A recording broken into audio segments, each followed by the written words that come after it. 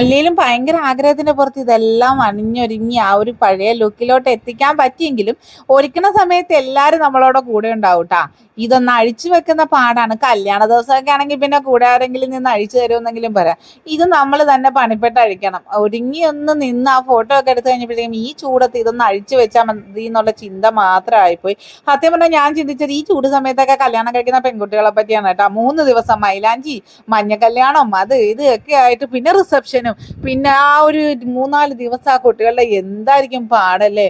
Just ഒന്ന് ഒരിത്തിരി നേരത്തേക്കൊന്ന് ഒരുങ്ങിയിട്ട് എങ്ങനെയെങ്കിലും ഒന്ന് മാറിയാൽ മതി എന്നുള്ള ചിന്തയായിരുന്നു. അങ്ങനെ സാരിക്കും തീരുമാനമായിട്ടുണ്ട്. 15 വർഷമായിട്ട് പൊന്നുപോലെ കാത്തു സൂക്ഷിച്ച സാധനം ഇന്ന് കൊണ്ടുപോയി തട്ടി കീറി അത് പരുവാക്കിയിട്ടുണ്ട്. അതിന് വേണ്ടിയിട്ടാണെന്ന് തോന്നുന്നു ഞാനിത് അലമാരിയിൽ നിന്ന് തന്നെ ഇറക്കിയത്. അതിനുശേഷം ഒന്ന് മുടിയൊക്കെ വാരി കെട്ടി മുഖം ഒന്ന് കഴുകി ഒന്ന് ഡ്രസ്സ് മാറി കഴിഞ്ഞപ്പോഴാണ് ആശ്വാസമായത്. അപ്പം എൻ്റെ മോൻ പറഞ്ഞു, ഇതാണ് ഉമ്മച്ചിക്ക് പറ്റിയ വേഷം.